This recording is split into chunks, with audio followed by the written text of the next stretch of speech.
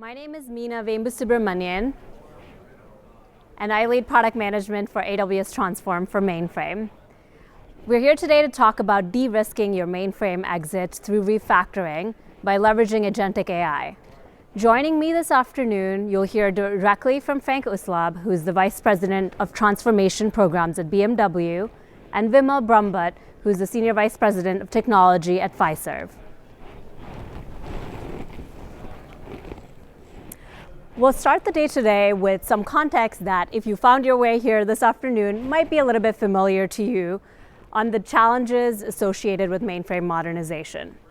We'll talk about AWS Transform's agentic AI capabilities with that context in mind. Next, we'll get to the really interesting stuff and hear directly from Frank and Vimal on their organization's transformation journeys. We'll end our conversation today with the key success patterns that we're seeing from both customers here today as well as across the board on the refactor pattern and beyond. Standing here towards the end of 2025 today, there are still over 220 billion lines of COBOL in production. And these lines of COBOL actually power 70% of critical enterprise applications. We're hearing from customers constantly that their teams that operate these applications are restricted from their ability to be agile and really adapt these applications to the changing business requirements as quickly as they would like to do. And when they do address the transformation process, what they find is that they're encumbered by multi-year efforts and a lot of risk in terms of validating these applications and getting them across the line. These teams well understand the benefits associated with modernization. They know that they'll see better costs often, particularly as their applications scale. They'll have access to modern and as well as open source technologies to innovate quickly. They also know that the talent conversation becomes a little bit easier and they have more flexibility as they start looking at a variety of different stacks moving forward. And with this combined, they're able to keep up with the business changes and innovate quickly with their technology stack. However, despite all of these benefits, teams often find that the balance is outweighed by the risks associated with the modernization process. Modernization requires investing in not just the transformation process and validation, but in parallel, continuing to invest in the day-to-day operations of running your existing workloads. Teams know that there is a lot of risk given the criticality of the business applications we're talking about here in doing that validation and switching over to that modernized application. And this process requires a unique skill set. You're looking for individuals that understand the legacy application, understand what the architecture should look like in the modernized world, as well as people at that intersection who understand both and can really drive that migration process. My background personally, before AWS, is in robotics and automation in the context of factories and Amazon's fulfillment centers. The thing I loved in that context was that ability to leverage robots for what they do best, high precision tasks, lifting heavy loads, and highly repetitive tasks, while combining humans into that process to do what human beings do best. The high judgment tasks and the tasks that require fine dexterity and judgment at every step along the way. So in the factory context, you might have a robot that is able to maneuver a heavy car door, but you bring the human being in order to install a minute wiring panel so that your end product is at a high quality and the process end-to-end is efficient. The thing that's been resonating with me in the past year is this ability with agentic AI to combine different approaches fluidly in one workflow. So what we're able to do now, which is starting to change the game, is leverage agents that have deterministic processes for specific tasks, like extracting dependencies from source code or doing like-for-like transformation of code from COBOL to Java in order to achieve functional equivalence. We can combine those with LLM-based agents for understanding the source code and producing natural language documentation for teams to move forward with. All of this can happen fluidly in one workflow, bringing in humans in the loop to make the high judgment decisions things like figuring out how to draw the lines between different business domains to decompose your monolith into distinct applications that you want to move forward with in your modernization journey. With this, we're starting to see the balance shift over the past year. Connecting the ability to understand legacy systems, to understand the business logic associated with them, communicate that in natural language to both your business users as well as your technical users, now really reduces the time that teams have had to spend in this understand phase of figuring out what that application does to begin with. This also really helps the experts that are working on this get a lot further and be a lot more effective in the amount of code and the number of applications they're able to process in the same amount of time. Enabling agents to interact with each other and constantly learn and improve and iterate on the process through a understand, transform, test loop that then again iterates on the process is helping us get a lot more efficient and reduce the risk associated with the output and the risk that's handed over to that final validation team before you approach the cutover process. In combination, this AI-first approach has really helped us transform modernization into something that is tractable for many more teams across organizations. I want to tell you a little bit today about what we've been investing in with AWS Transform.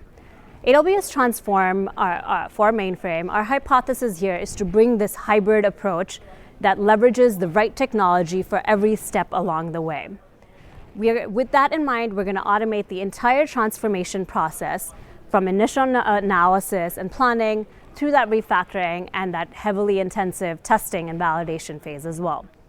Our goal here really is to bring those multi-year efforts down to the order of months. And that's what you'll hear from Vimal and Frank about today in terms of how that's translating in their organizations.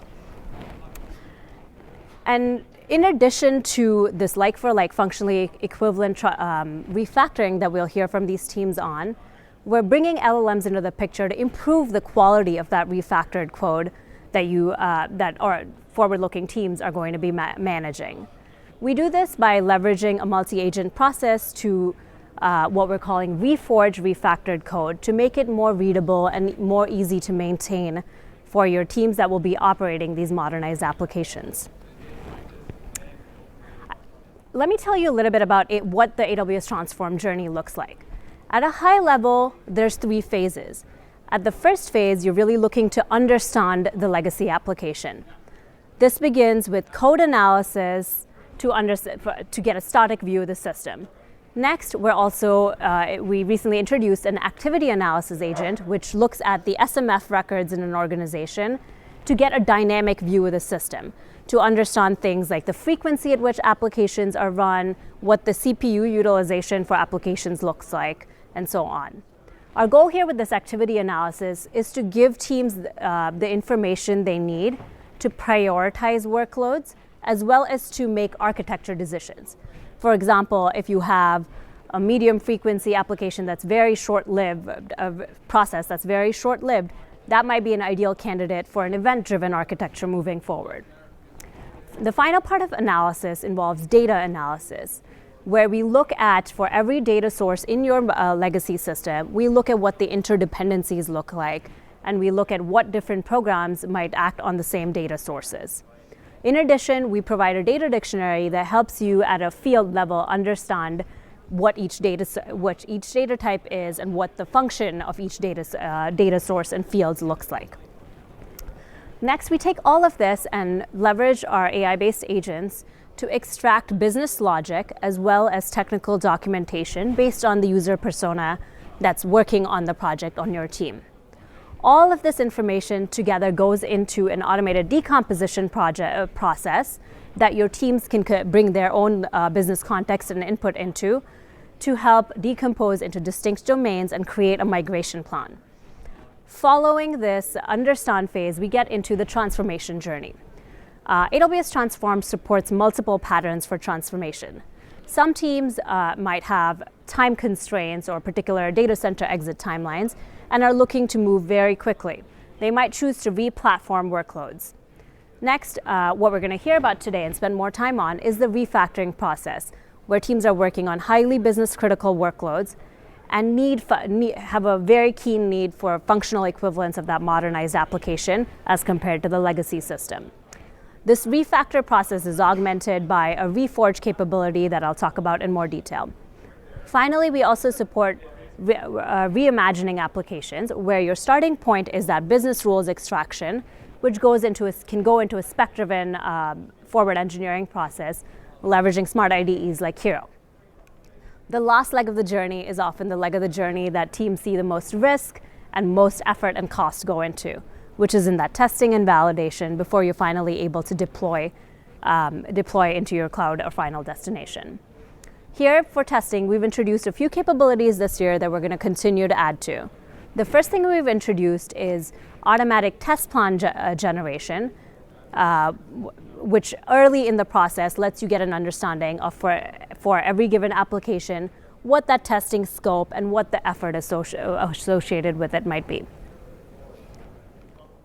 I want to talk about a couple of the capabilities that Vimal and Frank's teams have been using extensively to provide the context before you see the results from these organizations. The first piece of it is this reforge functionality. After code is refactored, we run it through a multi-agent process called reforge. Much like melting metal and reforging it makes it stronger and improves its properties, our goal here is to analyze that refactored code to identify any COBOL semantics and structure that have been carried forward. We then improve on this code using LLM-based agents to restructure it into more native feeling Java classes, improve on things like variable names that might in the past have COBOL semantics to reflect more business context terms for these variable names. The end result is code that looks much more intuitive and much more familiar to a Java developer. They're able to read the code and make connections to what the business logic being executed by that code actually looks like.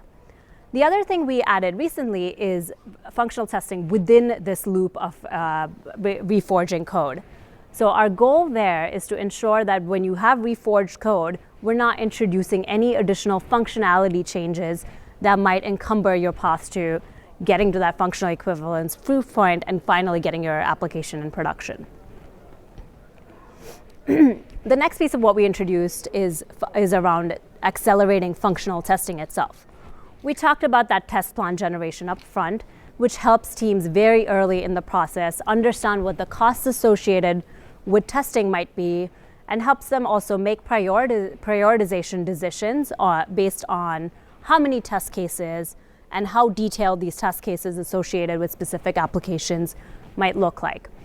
The other two pieces we introduced today are scripts that help accelerate specific steps in the process. The first one addresses something that we know takes teams a lot of time, which is gathering the test data from the mainframe. When you have a test plan that was automatically generated, we also help you create test data capture scripts that correspond to this test plan. So what that looks like is JCL scripts that you can run on your mainframe to capture the very specific form of test data that you need to correspond to the test cases you've identified. Finally, we also provide fully automated test scripts to execute these tests on the mainframe and on your modernized environment.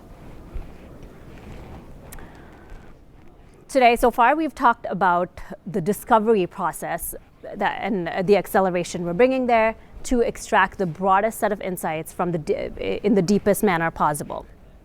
Next, we talked about Reforge, which is our capability to combine the deterministic refactor process with LLM-based agents in order to produce more readable, highly maintainable Java code. Finally, we also talked about our test acceleration capabilities that we've seen real results from our customers on thus far, and is something we'll continue to invest in. Now, let's hear about some real-world examples on how these features are being used in the context of real organizations. I'm going to call up Vimal to come tell us the story at Fiserv. Thank you, Meena. Good afternoon, everyone. Thanks for joining us. Before I start, let me ask a quick poll. Raise your hand if you have finished 10,000 steps to make it to this conference. Awesome, love it. if you can navigate this reinvent sessions, I guess we can get through the modernization of mainframe. Quick introduction, Vimal Brahmbhatt, I work for FISA. How many of my colleagues here who are from financial institutions, if you don't mind? Awesome, awesome. So this will be more relatable to you all. I'm joined by my colleague Amir Mohammed and AWS and HCL here in this room, Amir is running this modernization for all of us. So let's get into the detail right away. Let me talk about FISA, what we are, who we are. I'm sure some of you have heard about this company, maybe some of you may not know. So let's talk about who we are. So FISA is a financial payments processing organization. Unbeknownst to some of you, we process pretty much in the US, third of the economy in United States. We are also a global company. We have a LATAM, APAC, EMEA presence where we help out our customers. Let me draw your attention to some of these numbers. We support 6 million plus merchants, and when I talk about merchants, think about them as like starting from Amazons all the way up to the mom and pop shop at the corner, and anything in between. We support about 1.6 billion issued cards. This is through our partnership with the banks. We also have 10,000 banking institutions who uses our software to run their banking course. And at our peak, we process close to about 25,000 transactions per second. And I want you all to pause for a moment and think about the scale I just talked about. At this scale, transforming mainframe into AWS or any cloud processing is not a small feat. It's a complicated, and I'm sure all of you are here because somewhere you have mainframe in your world and you understand the complexity. I have coded on some of these platforms myself many years back, so I have utmost respect and understanding for this. But those of you who do not know about what I'm talking about from the number perspective, let's talk about what it means in our day-to-day life. So here I have, these are just illustrative examples. Of course, we all have been here at AWS reInvent for 3-4 days, so this does not depict our reInvent journey, but this depict whenever you go back, this kind of shows our journey of everyday life. You get up, you are on your phone, you need to buy something, you make a purchase at online retailer. And then you're ready to go to office. We are 5 days in office, so I have to go to office every day. You get your coffee on the way, you get your car charged, or you get your gas, you make a payment through either your mobile phone, tap your card, insert your card, whatever it is. And then after that, you are in the office, so that subscription pops up that I have to pay for my subscription. You pay in-app purchase, then the lunchtime comes, you order your food, gets delivered. Of course, your kids wanted the new PS, whatever, 5 or 6, you order that. Before you go home, spouse calls you that, hey, get some groceries from the grocery store. So you order ahead or you go to the grocery store and get your grocery. You reach home, now you are so tired, you decided that I want to treat family with a good dinner. So you take them out, you go to the restaurant. There's the Clover device, the white box which is shown there. We also have point of sale solution which a lot of businesses use. If you are at a coffee shop, one of the famous coffee shop which was on the previous slide, they use this device, so you would know what I'm talking about. In general, I'm just explaining what we all do every single day in our life. And that happens about 350 to 400 million times every single day. 350 to 400, and during the peak season, we just are in the peak season, as we call in financial industry. We had Black Friday, we had day before Thanksgiving, we had Cyber Monday. These are the days where we consider it as a peak season for all of us. So I hope this kind of gets the idea about what I'm talking about, payments processing. With that as a context, let's talk about how we got here in our journey with Amazon. So as a company, we decided to kind of pivoted, and we said that, well, we want to be on cloud, and we partnered with Amazon AWS a couple of years back. We started thinking about how do we net new build outs we will do all on cloud. There are certain applications we'll start migrating onto the cloud. And there are some which are kind of a lift and shift as well. So we have done all of these flavors of this. So think about this. We have a lot of applications running in AWS as we speak. A lot of them are net new, a lot of them are migration. And the this last couple of years journey has given us an opportunity to now think about doing this at a scale which is, as I explained, unparalleled to anything. I used to work for another bank before I joined here, and some of these big institutions have huge mainframe presence, and a lot of big workload processes on mainframe. And kind of people does the innovation around the mainframe, but not on the mainframe. So what you will do, you will take your DB2 data, vSAM data, replicate it somewhere, and build the services off of that. But nobody really touches the mainframe because it's hard, it's complicated. There are a lot of institutional knowledge is there. We don't have people who understand this. So that's the journey. So now let's talk about what particular application we are transforming here called HDC, Host Data Capture. I explained how payment works, but let me draw your attention to whenever you use your credit card, debit card, in-app, tap, these are like 4 pillars of how transaction flows through. So all of us who are customers here in the first box, you initiate your payments either for purchasing online or card present, which is the in-store. Then, of course, wherever you are, whichever entity you are buying your stuff from, that's called merchant. Then acquirer is where we are focused today. Fiserv plays actually in acquiring, network, and issuing, but we are focused on acquirer, core switching, and pre-settlement processing. Then comes the Visa, MasterCard, Amex, Discover, Star, XL, Pulse. These are all the credit debit networks. And at the end, the card you have in your pocket, if it's a JP Morgan Chase issued card, Bank of America issued card, Goldman, Apple issued card, that's where the final decision happens. So in this entity, we are focused on the middle box where it says pre-settlement processing. So think about this, when you buy something online and you go to your bank, it shows that you have a pending transaction. You would have noticed that on your mobile app or your statement which says pending transaction. And the next time when you look at it, that pending goes away and it shows up on your statement that this is the card. We are talking about that journey only. We are not even just a small journey between pending and how it gets cleared. So that's the focus here we have today.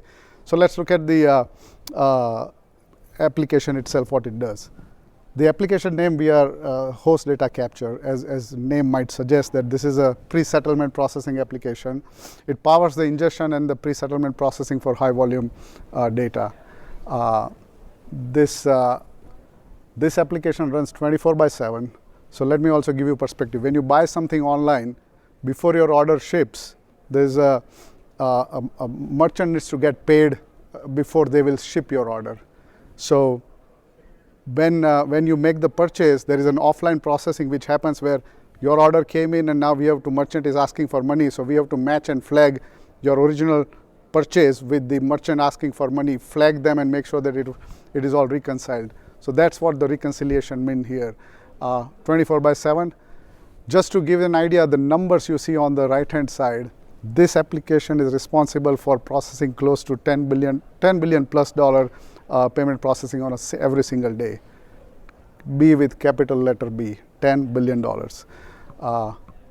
Between 150 to 200 million transaction every day, goes without saying, it's 24/7. So this is the scale of the application we are talking about where we have embarked the journey of modernization. Given those stakes, we also have to appreciate and understand where it's running today. So it is running on mainframe, 20, 30 years of hardened mainframe, millions of lines of COBOL code. I'm sure some of you are actually developing on mainframe today, so you appreciate and understand. Guess what these applications have done for us? Non-functional requirements, response time is utmost critical for us because those merchants wants to get paid on time. There is no delay we can tolerate there. The capacity and the availability of these platforms. This platform has served us really well. So before we really migrate away from this and go on to the cloud journey, our standards, the table stakes are, we need to make sure that at a minimum this functionality remains as it is and we do not break anything.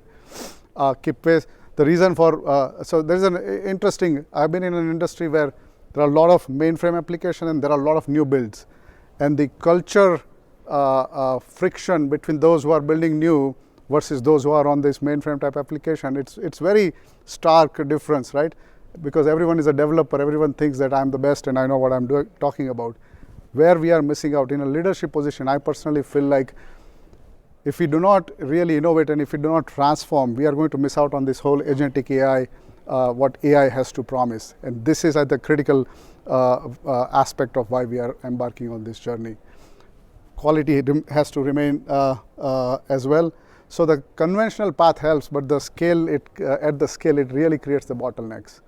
So what we did was, as Meena actually describes, I won't go in a lot of details, but we started working with AWS about 7 or 8 months back, where AWS has this product. Now it's called Refactor. We called it Blue Age, to convert your COBOL code into a Java code.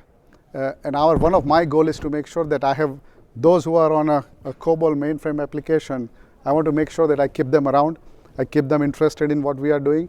I also want their expertise, because a lot of their knowledge is in their head. So what we did was we said, okay, we are going to convert COBOL into Java, which kind of looks and feels like COBOL, 4 divisions, identification, procedure, data, whatnot. So when you read Java code, they understand what it's doing. Soon we realized that once we do that, we would have to spend another 12 plus months to really make it modern application, the API based application, event driven architecture, framework based Java code. This is where Meena and team actually came to us and said that, well, we have this product before it becomes GA. We would like you to see if you are interested in trying this, which is called Refactor, which is one of the agentic AI process where it takes the refactored Java code and then it builds the modern Java application by using this AI. And because we were embarking on this journey, we decided that we believed, I think this is the right step. We decided to use Reforge to really change it from COBOL looking like Java to real Java. So we combined those 2 steps. And this is where, again, I think Meena covered a lot of these things. Our original journey would have been about 30 months. So we took this back. We said, okay, well, let's decide how we want to do this. Amir and team actually got together. We said we will take a piece of application. Of course, there are multiple modules, many lines of code. So we took one piece of application. We took that refactored code, ran it through the Reforge. We basically made sure that current team also understands. And automation, the testing piece, the automation piece, continue to make sure that we can test the functionality and not drift from the functionality. So all the results look so promising so far. We are in about 2 or 3 months of the journey here, but we feel confident that this 30 plus month journey, we might be able to finish it in about 18 months, and we are 3 or 4 months into this. So we are a quarter of way there, some ways to go. But we are very excited about this journey. So before I show you, and I think, did you show the code? No, you didn't show the code. So before I show you the code, how it looks like, it's maybe an eye chart. Let's talk about the little bit of a tech portion of it. All of you know that we have COBOL, vSAM, DB2, flat files or database. We are converting that into Spring Boot. CICS, if you have online application, goes into the Apache Tomcat. JCL gets into Groovy. Again, I think our principle was to business logic must be preserved, functional equivalence guaranteed. So that is like table stakes. We cannot change what it does. We cannot change from 10 billion to 8 billion processing every night. We have to keep up 10 billion and make sure that we can process 20 billion tomorrow after this application is migrated. And of course, leverage AWS's services once we are on the other side of the fence. Hope to remove the legacy tech dependencies there. Another thing, so we have some operational users who uses the output of these applications to do the chargeback, to reconcile some of the data. So they have screens and they have standard operating procedures. We don't want to change that. We don't want to retrain the entire organization just because we are modernizing our app. So that's another aspect that we are keeping up with this transformation. So let's look at the code quickly. I know it's eye chart, may not be as visible, but what I'll say is on the left hand side is what you see, the refactored code. This is using the Blue Age. This is where we started. And if I show you the whole code, it basically feels like COBOL written in Java. It was good when we started the journey. We did not have Reforge at that time, so Reforge is there now. Now the right hand side of the code is the reforged code. And the beauty of that reforged code is that if you are a Java developer who has never coded in COBOL and start writing the code here, they would kind of understand the right side of the code much better, because I think it does a tremendous job of building the modern Java with the variable names are meaningful, unless on the left side you really need to know what you are looking at. So idioms are there, the data classes are there as well. So this is what it looks like, and I think we really want to go to the Reforge code because here's one of the other challenge we have is talent challenge. I'm not getting any college grad coming out of college to come and code on a mainframe application. I hope that's the same challenge all of you are facing as well. So we have to spend time on training them, less interest. But if I get a college grad to come and work on the code which is on the right hand side, they all are familiar with it. This is what schools are teaching them today. So I think there are a lot of benefits of refactoring this whole code. With that, so I'll conclude the presentation. Our expectations when we are done with this whole transformation. As I said, our expectation is that we want to continue to do 10 billion, while our goal is to do 20 billion, because now I can put in multi-regions, I can now spin up all the lambdas whenever I need. I don't have to rely on MIPS utilization. So continue to make sure that there are zero disruption. Tech stack. Tech stack will be modern tech stack. Now we can leverage all the services, all the tooling. We can also be innovative in using the AI as well in payments processing, which, by the way, payment processing, there are some use cases for AI in fraud and risk, not in actual payment transaction processing. I think we are looking at some of those as well here. Modern developer experience. You can use IDE, for example, versus you have to code on VX Code on the mainframe.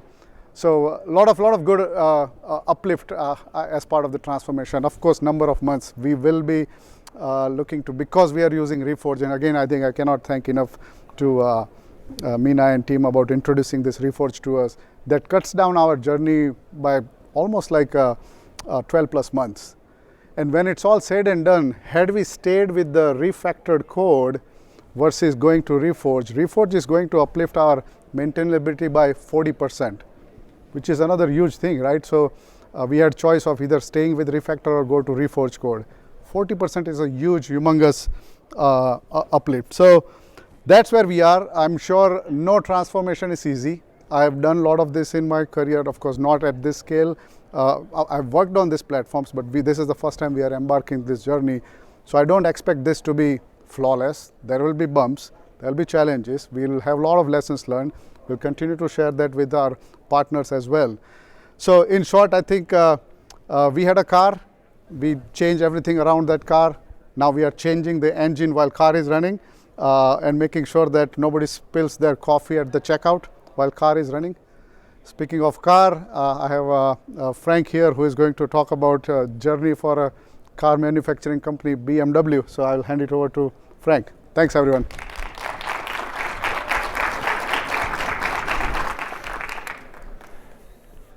Yeah, thanks a lot. Quite impressive number we've seen from Fiserv. So now let's jump from finance to automotive. So first of all, I would like to introduce myself. So I'm Frank Uslop, leading our BMW Group IT's cloud and modernization journey. So before I jump to our challenges on the mainframe, I would like to give you some insights and what makes us focus on these topics. And I would like to start with some insights from a product perspective. So I think most of you know BMW and our fantastic products. But now with our Neue Klasse, we are not just taking a step ahead, we are entering a new dimension. The new design is clean, modern, and instantly BMW. The fully electric performance enables up to 400 miles range. And inside the panoramic iDrive and the completely new electronic architecture creates a smart and more intuitive digital experience. And with around 30% less lifecycle CO2 and a higher share of secondary materials, the Neue Klasse also sets new benchmarks on sustainability and circularity.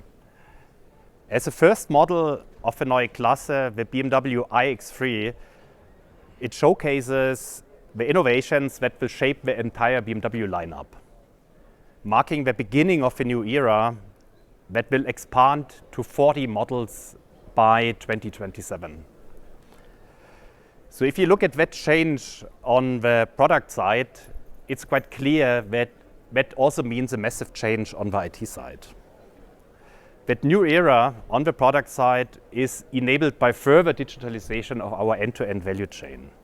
So we integrate AI into our core processes on the engineering side, on the production side, on the sales side, and on financial services. That's based on a cloud-first strategy, where we have built new applications in the cloud and modernized and migrated our existing applications to move them into the cloud. We've started a transformation program in order to do it, and we try to be as fast, as efficient as possible. And in order to do that, we copied a lot of the approaches which we have from our factories and started actually a transformation factory. And our clear ambition is to use automation and especially AI as an accelerator. So we have been pretty successful so far. So the majority of our applications is running already in the cloud. And we also modernized our SAP landscape and put it into the cloud. And we have more than 600 productive AI use cases running on a daily basis. But in addition to our modern IT landscape, we also have some legacy applications. So typically in areas where there was no process change in the last couple of years, so there was no need to update or to migrate these applications, so we just keep them stable. But now there is a clear need. If you want to optimize your end-to-end processes and you want to embed AI, at some stage you also touch these legacy systems. And that's where the challenge comes up. And it's really difficult to keep the process and IT knowledge for these legacy applications if things have not been changed in the last couple of years. So that's why we made the clear decision to modernize our application landscape and to migrate away from our mainframe. What is quite important for us is that with the topic we also want to master one of the challenges we see on the talent side. Yeah, so it's not so easy for us. It's quite easy actually to get COBOL engineers, but it's not so easy really to get people who also have the process knowledge combined with the technology. So that's one of the big motivations for us to drive that change. When we started looking at how are we going to do the migration, we first analyzed our applications and found out they are quite complex and we have a lot of dependencies, and also documentation was not up to date and we did not have proper test cases. So we came to the conclusion that we will only be able to master that modernization and to master the migration if we can do it really in a smarter way with benefiting from capabilities of AI. So how does it look like? We have explored a couple of ideas and at the end we defined our modernization approach. In general, we try not to combine changes, technical changes with functional changes, since that increases complexity and also slows you down. But there are a couple of areas where it's just the need to do so. In that cases, we used AWS Transform together with Kiro, taking over the existing business logic as a basis and then adjusting it to be future ready. In the other areas, we focused on the technical change with refactoring. Of course, we did some code improvements and also performance optimization.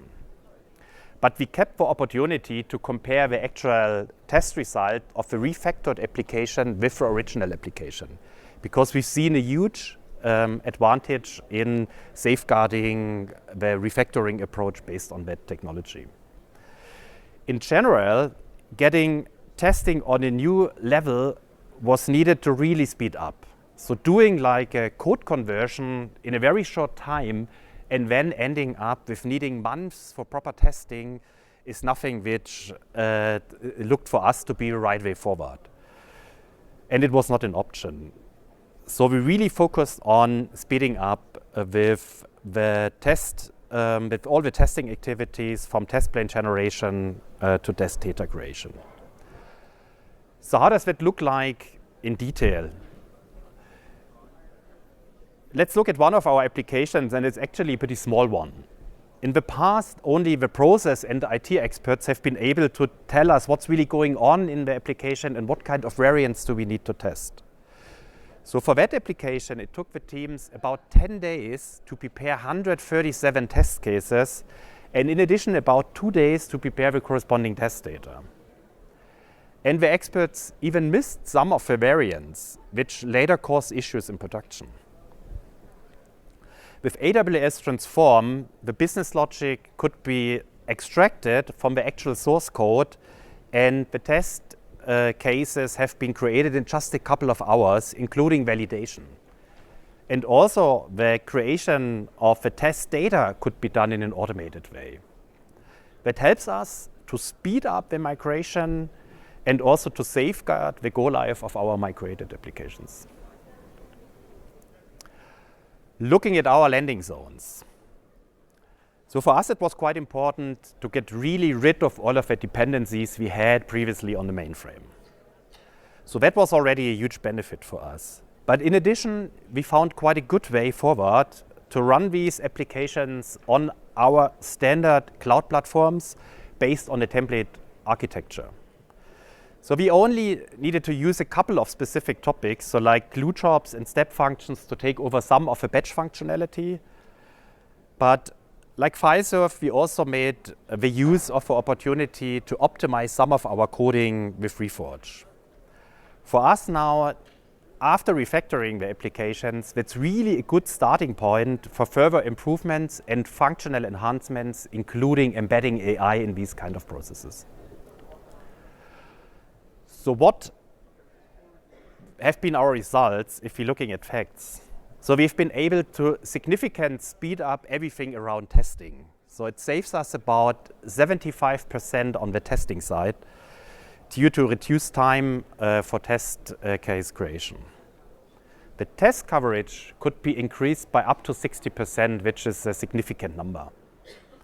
And of course, that leads in total also to a shortened timeline for all of your migrations. On the other hand, we've seen that we've been able to improve the code quality, and that also leads to better maintainability of our refactored applications from a 2.8 star rating to a 4.1 rating, which is a significant improvement. So what do you learn from it, or what did we learn from it?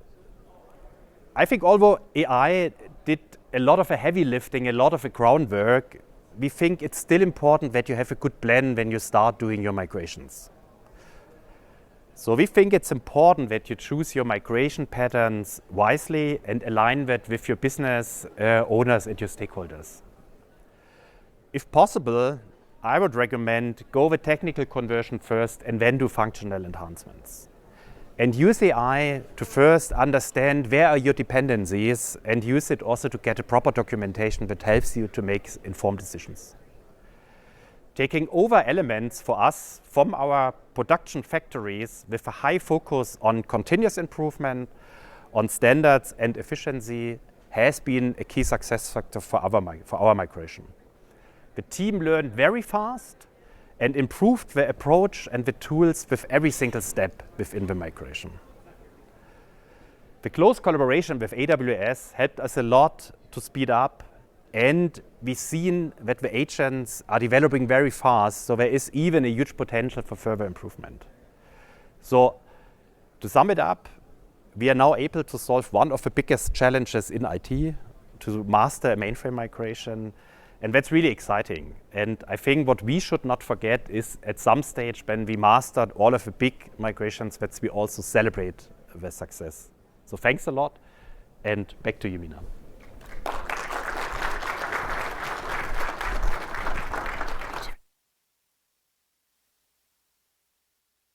Thank you, Frank. Well, I'm going to close today by connecting some of what we heard from Frank and Vimal with what patterns we're seeing across multiple customers. The first piece of it, yes, we want to embrace automation, embrace intelligence where we can, but using the right technology for the right task is critical to success. This is both, this to me is true day to day within AWS Transform and each agent we're introducing, each problem we're looking to solve.